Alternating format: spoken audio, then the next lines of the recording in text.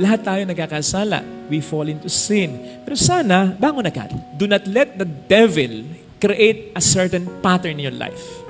Kasi ang demonyo gagawa ng pattern yan eh. Pag sinabing pattern, mahirapan ka nang baguhin. Kasi nakasanayan mo na eh. O, di ba? Ako, ito, guilty of this. Guilty of this. Kaya ngayon, ayoko na talaga. Minsan nasabi ko na sa inyo yun eh. Sabi ko, bakit ba kapag nag-scroll ako ng Facebook, may mga lumalabas na nakabikini? Sa Reels. Yung Reels, yung mga short videos. Yun. Kasi, one time, or 2 times, or 3 times, nakapag-click ako. Hindi ito bold, ha? Yun yung real video. Reels. Okay? Pero, showing their skin. Ayun na!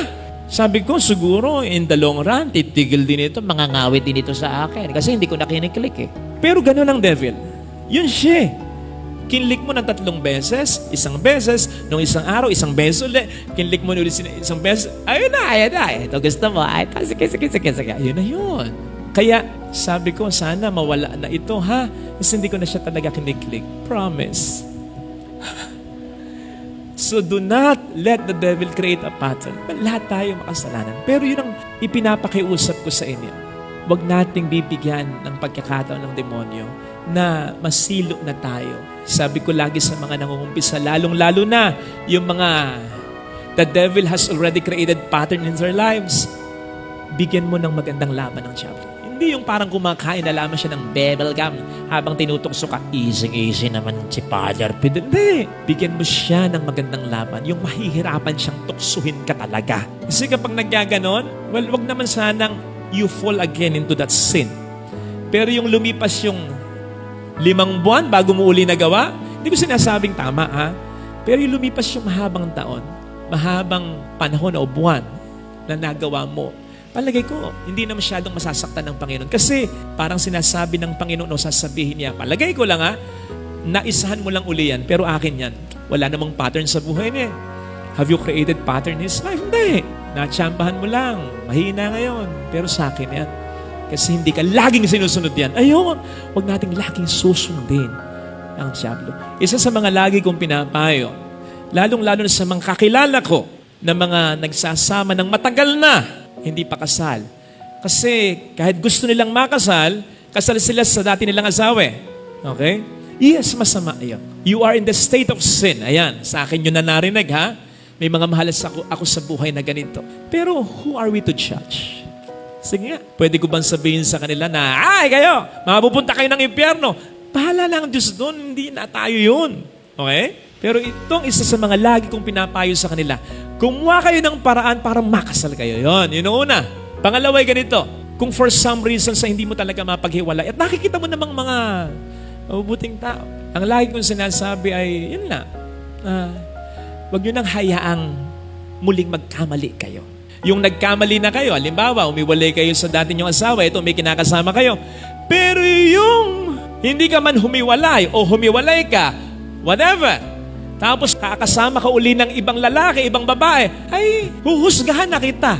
Kahit ako huhusgahan na kita, mali yung ginagawa mo. Makati ka pa sa gabi. Abay, patunayan mo na sa Panginoon na naiwan mo man yung asawa mo, it is for the right reason. Kasi mahal mo. Na dahil dun sa una, for some reasons ay parang hindi ka nagiging mabuting tao. Ay, hindi. Mahirap pag-usapan ito kasi you might misconstrue me. Basta ang sinasabi ko lang ay, yun pwede mong husgahan. Yung patuloy na nagkakasala. Hindi tama yun. Hindi tama yun. That's totally unacceptable. Kasi nagkasala ka na. Gawin mo ng maayos ang buhay mo. Huwag mo nang patuloy na pahirapan ang Panginoon. At gayon din yung mga tao na tunay na nagmamahal at nabibigay ng chance sa'yo. Si David, nakiapit yan eh. Pero look at David. Aba si David pa yung sinabi ng Panginoon na taong, if I will get it right, sinabi sa Bible, pattern after my own heart. Nakiapit yun.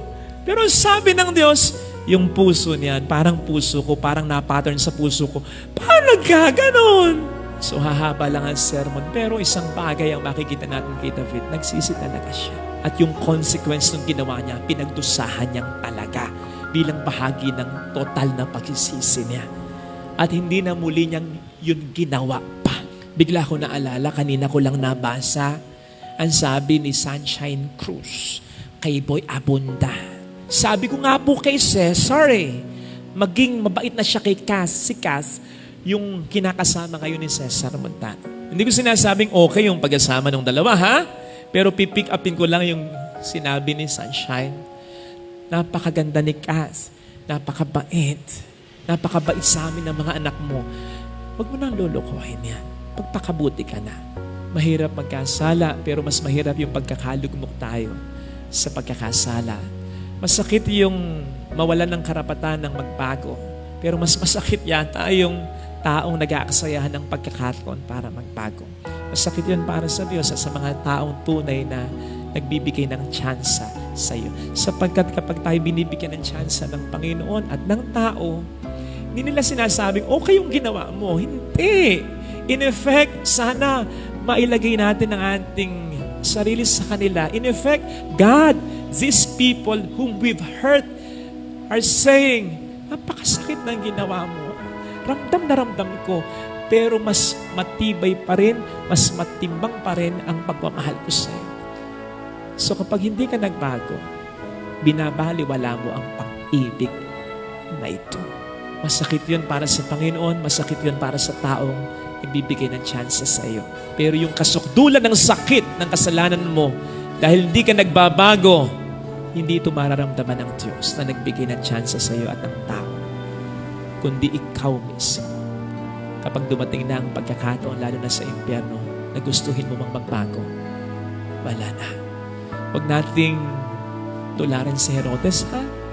Si Herodes, napakasama nung ginawa niya. Nakiapid, tinatama ni Juan, hindi nagpatama kay Juan. Gumawa pa rin ng kasalanan. Persisted in mortal sin. Na kahit matagal ng panahon, nandun pa rin ang Panginoon.